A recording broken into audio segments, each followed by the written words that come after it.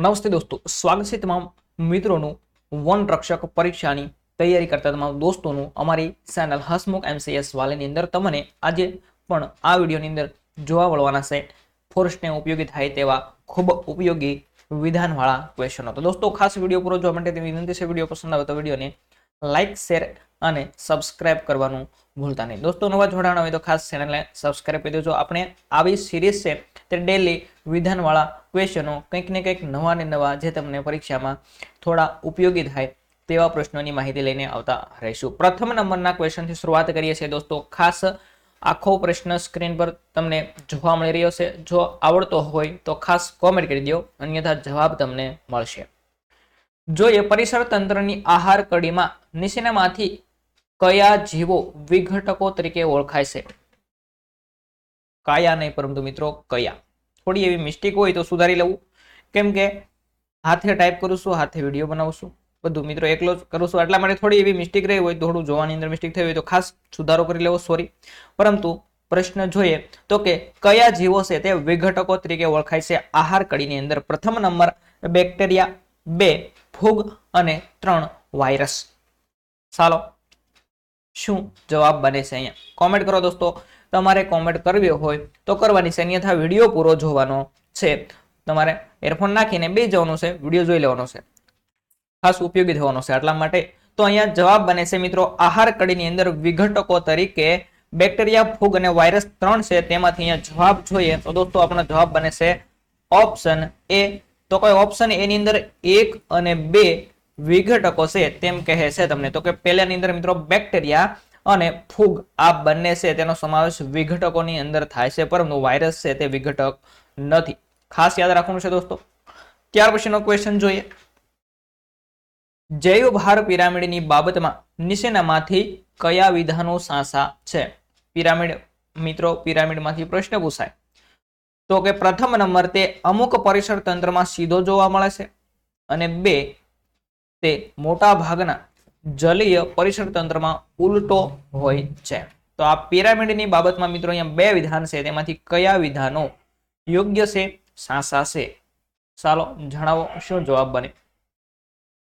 તો દોસ્તો અહીંયા આ જૈવ ભાર પિરામિડની બાબતની અંદર જવાબ બને છે ઓપ્શન સી, 1 અને 2 બંને બાબતો। તો કે અમુક પરિસર તંત્ર હોય તેની અંદર તે સીધો પિરામિડ જોવા મળે છે, અને મોટા ભાગે જલીય જેમ કે મિત્રો જળ પરિસર તંત્ર હોય, દરિયાનું પરિસર તંત્ર, તેની અંદર ઉલટો જોવા મળે છે।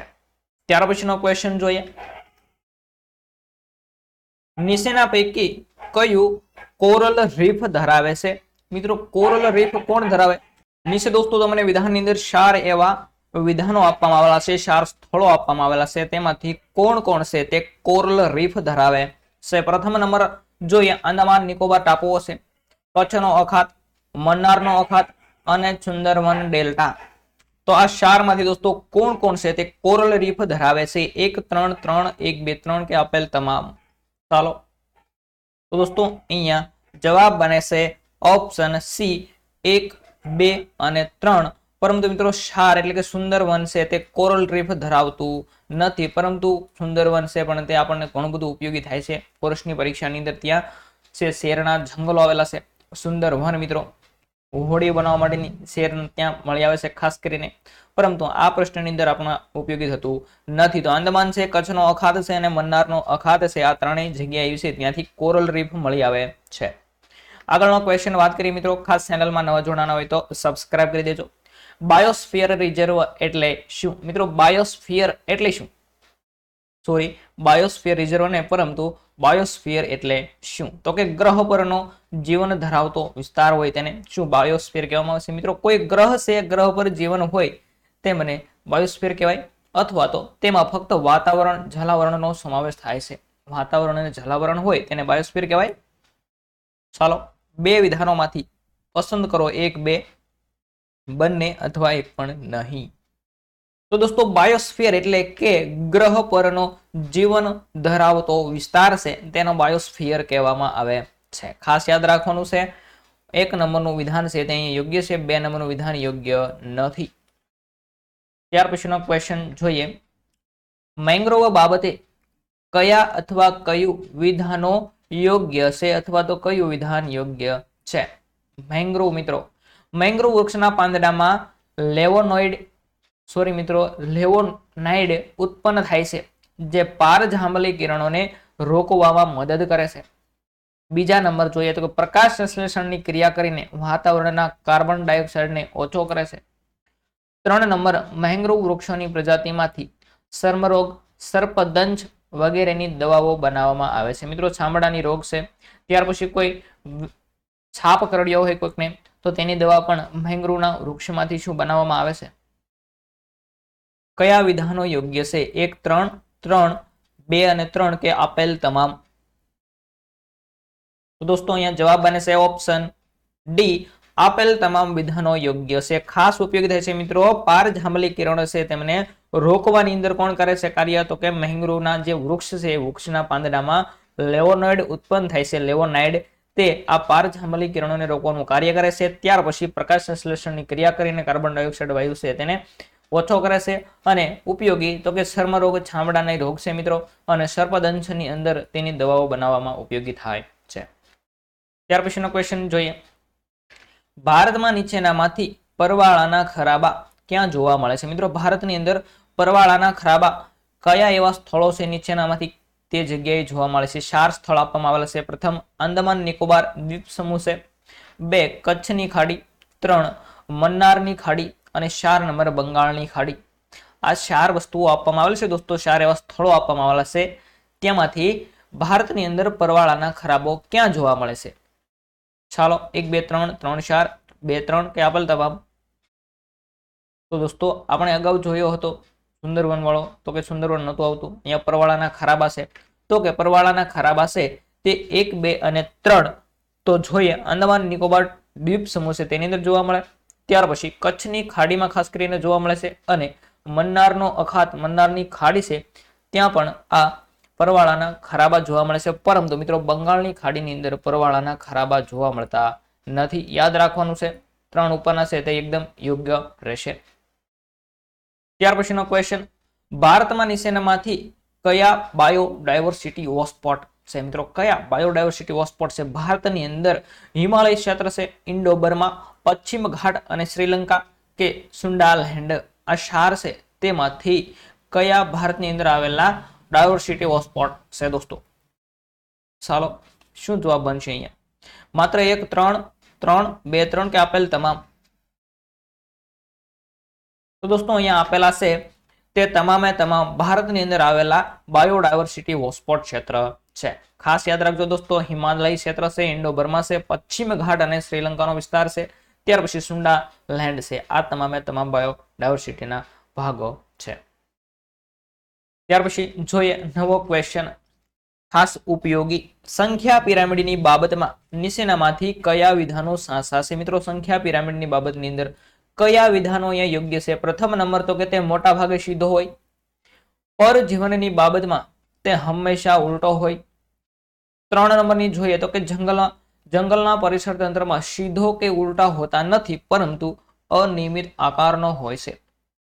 સંખ્યા પિરામિડની વાત કરવામાં આવી છે અને આ પિરામિડ બાબતે 3 અહીંયા વિધાનો આપવામાં આવેલા છે. તેમાંથી યોગ્ય વિધાન કયા છે? શું સંખ્યા પિરામિડ મિત્રો સીધો હોય, પરજીવનની બાબતમાં તે હંમેશા ઉલટો હોય, અને જંગલના પરિસર તંત્રમાં સીધો કે ઉલટો નથી પરંતુ અનિયમિત આકારનો હોય છે? તો દોસ્તો અહીંયા જવાબ બને છે ઓપ્શન ડી. હા, આ 3 બાબતો સંખ્યા પિરામિડ બાબતે એકદમ યોગ્ય છે. તે સીધો હોય, હંમેશા ઉલટો હોય. ક્યાં? પરજીવનની બાબતમાં અને જંગલ પરિસર તંત્રમાં સીધો કે ઉલટો હોતો નથી પરંતુ અનિયમિત આકારનો હોય છે. જોઈએ ત્યાર પછીનો ક્વેશ્ચન. દોસ્તો થોડી સ્પીડથી આપણે પ્રશ્નો જોઈએ છે, કેમ કે હવે ગણતરીના દિવસોની અંદર જ ફોરેસ્ટની પરીક્ષાની તારીખ જાહેર થવાની છે. આટલા માટે મિત્રો તો હવે આપણે સ્પીડથી રિવિઝન કરવું જોઈએ. આપણે ધીમે ધીમે પ્રશ્નો નહીં પરંતુ સ્પીડથી પ્રશ્નો જોવાના છે. આજે પણ 20 થી 25 જેટલા પ્રશ્નો જોવાના છે. તો દોસ્તો ખાસ વિડીયો પૂરો જોવા માટે વિનંતી છે. તમામે તમામ ક્વેશ્ચનો તમને આવનારી પરીક્ષાની અંદર કંઈક ને કંઈક ભાગમાં ઉપયોગી થવાના છે. જોઈએ ત્યાર પછીનો નવો ક્વેશ્ચન ઉપયોગી થાય તેવો. કયા વિધાનો યોગ્ય છે? યોગ્ય એકદમ સાચા વિધાનો પસંદ કરો. જોઈએ પ્રથમ નંબર તો કે વન્યજીવ સંરક્ષણ અધિનિયમ 1972 દ્વારા અભયારણ્ય ઘોષિત કરવામાં આવે છે. શું મિત્રો આ અધિનિયમ દ્વારા જ અભયારણ્ય ઘોષિત કરવામાં આવે? ત્યાર પછી એક અભયારણ્યને રાષ્ટ્રીય ઉદ્યાનમાં પરિવર્તન કરી શકાય, પરંતુ રાષ્ટ્રીય ઉદ્યાનને અભયારણ્ય ઘોષિત કરી શકાતો નથી. ખૂબ ઉપયોગી ક્વેશ્ચન મિત્રો કહી શકાય. આઈએમપી 99% પૂછાઈ શકે આમાંથી. ચાલો કેવા વિધાનો છે? 1 અને 2 યોગ્ય લાગે? 3 લાગે? 2, 3 કે આપેલ તમામ? મિત્રો 1972 અધિનિયમ છે તેના દ્વારા અભયારણ્યો ઘોષિત કરવામાં આવે છે. અને અહીંયા ખૂબ ટ્વિસ્ટેડ બીજા નંબરનું જે વિધાન છે તો કે એક અભયારણ્ય હોય તેને રાષ્ટ્રીય ઉદ્યાનની અંદર પરિવર્તન કરી શકાય, પરંતુ રાષ્ટ્રીય ઉદ્યાન છે તેને અભયારણ્ય ઘોષિત કરી શકાતું નથી. તો આપણા બંને વિધાનો અહીંયા યોગ્ય છે. થોડું બીજાની અંદર તમારે જોવાનું છે મિત્રો. બીજું નંબરનું વિધાન છે એની અંદર કોઈ પણ રાષ્ટ્રીય ઉદ્યાનો હોય તેનું પરિવર્તન કરી શકાય, સોરી મિત્રો, અભયારણ્યનું પરિવર્તન કરી શકાય, અભયારણ્યને રાષ્ટ્રીય ઉદ્યાન બનાવી શકાય, પરંતુ રાષ્ટ્રીય ઉદ્યાન જો ઘોષિત કરવામાં આવ્યું હોય અને રાષ્ટ્રીય ઉદ્યાનને અભયારણ્ય ઘોષિત કરી શકાતું નથી. ખાસ યાદ રાખવાનું છે મિત્રો. નાનામાંથી મોટું થાય પણ મોટામાંથી નાનું થતું નથી. અહીંયા ઊંધો નિયમ લાગુ પડે છે. તો આ બંને વિધાનો યોગ્ય રહેશે. વન્યજીવ સંરક્ષણ અભયારણ્ય બનાવવું તો કયો અધિનિયમ? 1972. અને અભયારણ્યમાંથી રાષ્ટ્રીય ઉદ્યાન થાય છે, પરંતુ રાષ્ટ્રીય ઉદ્યાનમાંથી અભયારણ્ય થતું નથી. ત્યાર પછી જોઈએ નીચેના વિધાનો યોગ્ય વિધાન જણાવો. મિત્રો સાસા વિધાન પસંદ કરો. અહીંયાથી 2 વિધાન છે. પ્રથમ નંબર તો કે કાંસકાનો ઔષધીય છોડ જે વહેલાની જેમ આધાર સાથે સડતો કાંટાળો છોડ છે. મિત્રો કાંસકા વનસ્પતિ ઔષધીય છોડ છે તેની વાત કરીએ તો કે આ છોડ છે તે વહેલાની જેમ આધાર સાથે સડતો કાંટાવાળો છોડ છે. કાંસકાના બીજને કાંકસિયા કે સાગરગોટા કહેવામાં આવે છે. આમાંથી કયા વિધાનો તમને યોગ્ય લાગે છે? ચાલો પસંદ કરો. 1, 2, 1, 2 બંને, 1 પણ નહીં. ઘણી બધી વખત 1, 2, 1 પણ નહીં જવાબ બની શકતો હોય. તો દોસ્તો અહીંયા જવાબ તરફ આગળ વધીએ તો જવાબ બને છે 1 અને 2 બંને. આ કાંસકાનો છોડ છે દોસ્તો તે વહેલાની જેમ આધાર સાથે ઉપર ચડે છે અને કાંટાળો છોડ હોય છે. ત્યાર પછી કાંસકાને કાંકસિયા કે સાગરગોટા તરીકે ઓળખવામાં આવે છે મિત્રો. ત્યાર પછી આગળ વધીએ નવા ક્વેશ્ચન તરફ. પ્રશ્ન આખો સ્ક્રીન પર તમને મિત્રો રજૂ થઈ જાય તો તમને આવડતો હોય તો ખાસ કોમેન્ટ બોક્સની અંદર કોમેન્ટ કરી શકો. નીચેના વિધાનોમાંથી યોગ્ય વિધાન જણાવો. 3 વિધાન છે અહીંયા. ઘુવડ મિત્રો અંધારામાં પણ માત્ર અવાજ સાંભળીને શિકાર કરી શકે છે. ત્યાર પછી ઉધઈના ટેકરા 9 મીટરથી ઊંચાઈ સુધી જોવા મળે છે. 3 નંબર સકરો મિત્રો, સકારો નહીં, સકરો બાજ 8 કિલોમીટર દૂરથી પણ પક્ષીને શિકારને જોઈ શકે છે. પક્ષી શિકારને મિત્રો સકરો બાજ. કેવો બાજ? સકરો બાજ. તો દોસ્તો 3 વિધાન છે તેમાંથી તમને યોગ્ય કયા લાગે છે ખાસ જણાવવાનું રહેશે. તો અહીંયા આપેલા તમામે તમામ વિધાન એકદમ યોગ્ય છે. જેમ કે ઘુવડ છે અંધારામાં પણ મિત્રો માત્ર અવાજ સાંભળીને શિકાર કરી શકે છે. ત્યાર પછી ઉધઈના ટેકરાઓ છે તે ઘણી બધી જગ્યાએ 9 મીટર સુધીની ઊંચાઈએ જોવા મળે છે. અને આ ચકરો બાજ છે તે 8 કિલોમીટર દૂરથી પણ પક્ષી શિકારને જોઈ શકે છે. જોઈએ ત્યાર પછીનો ક્વેશ્ચન. આ પણ ખૂબ ઉપયોગી છે મિત્રો. સાપ સંદર્ભે અયોગ્ય વિધાન જણાવો.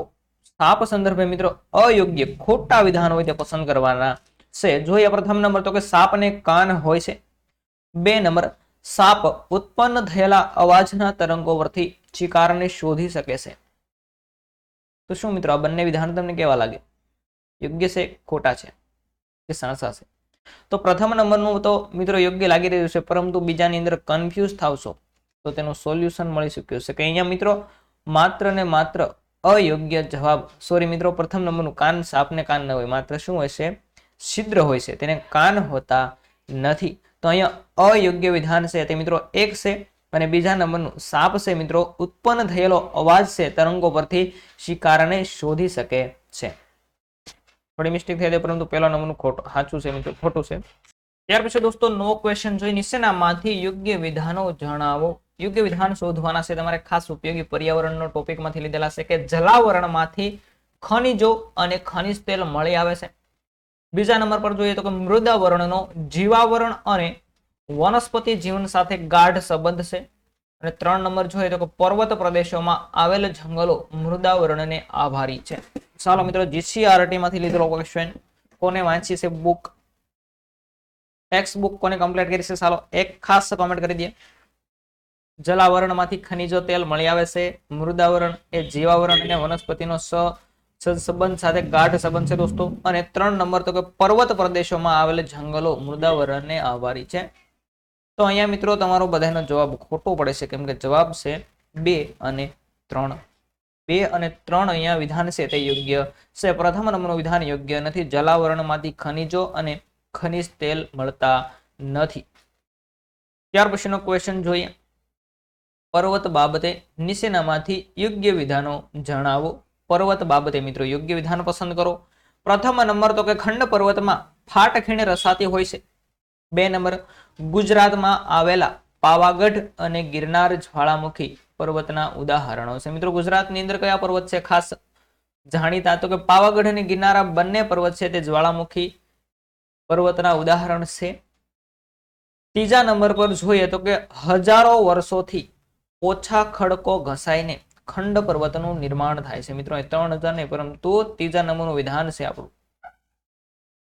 અહીંયા પોઈન્ટ આવે છે મિત્રો. તો કે હજારો વર્ષોથી પોચા ખડકો ઘસડાઈને ખંડ પર્વતનું નિર્માણ થાય છે. 3 વિધાનો છે તેમાંથી યોગ્ય કયા છે? ચાલો પસંદ કરો. 1 2 3, 1 2 3, 2 3 કે આપેલ તમામ. તો દોસ્તો અહીંયા જવાબ બને છે ઓપ્શન એ.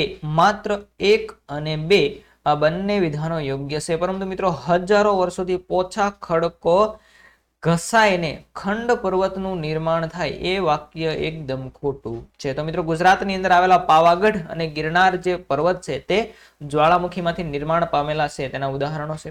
અને ખંડ પર્વતમાં ફાટ ખીણ રસાતી હોય છે. આ વિધાનો એકદમ યોગ્ય હતા. ત્યાર પછી આગળ વધીએ.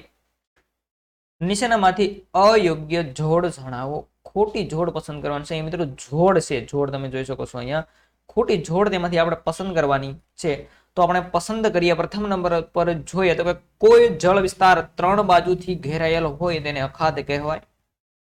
2 જળ વિસ્તારને જોડતી સાંકડી જળપટ્ટી તેને સમુદ્ર ધુની કહેવામાં આવે. અને 3 નંબર પર જોઈએ તો કે જે ભૂમિ ભાગ 3 બાજુથી સમુદ્ર અને 1 બાજુથી જમીન વિસ્તારથી ઘેરાયેલો હોય તેને દ્વિકલ્પ કહેવાય. તો આમાંથી અયોગ્ય જોડ કઈ છે? ચાલો જણાવો દોસ્તો, શું જવાબ બને અહીંયા? તો અહીંયા જવાબ બને છે અયોગ્ય જોડની અંદર મિત્રો એક પણ જોડ આપવામાં આવેલી નથી. 3 જોડ એકદમ યોગ્ય છે. અને આ જોડ જો મિત્રો અહીં તમારે જોવું હોય, અખાત કોને કહેવાય, સમુદ્ર ધુની કોને કહેવાય, તો આપણે આ જ ચેનલની અંદર થોડા દિવસ પહેલા એક વિડીયો અપલોડ કર્યો હતો. તેની અંદર સંપૂર્ણ માહિતી ટેક્સ્ટ બુકમાંથી મિત્રો ફોટા સાથે લીધેલી હતી. તો ખાસ ન જોયું હોય તો તે જોઈ લેજો. અગાઉના વિડીયો પણ ખૂબ ઉપયોગી થાય તેવા જ વિડીયો આપણે અપલોડ કરેલા છે. તો અખાત તો કે જળ વિસ્તાર 3 બાજુથી ઘેરાયેલો હોય. સમુદ્ર ધુની તો કે નાની એવી સાંકડી જળપટ્ટી. અને દ્વિકલ્પ કોને કહેવાય? તો કે 3 બાજુથી સમુદ્ર અને 1 બાજુથી જમીન વિસ્તારથી ઘેરાયેલો હોય તેને વિકલ્પ કહેવામાં આવે છે. તો આમાંથી એક પણ વિધાન અયોગ્ય નહોતું. આગળ વધીએ. ત્યાર પછીનો ક્વેશ્ચન. અભયારણ્ય અને જૈવ આરક્ષિત ક્ષેત્ર બાબતે નીચેનામાંથી યોગ્ય વિધાન જણાવો. મિત્રો અભયારણ્ય અને જૈવ આરક્ષિત ક્ષેત્ર આ બંનેની કમ્પેરિઝન કરવામાં આવે તો યોગ્ય વિધાન કયા છે? પ્રથમ નંબર, અભયારણ્યમાં પાલતુ પશુઓને મંજૂરી બાદ સરાવવાની છૂટ હોય છે. મિત્રો મંજૂરી લીધા બાદ પાલતુ પ્રાણીઓને તમે સરાવી શકો છો અભયારણ્યની અંદર.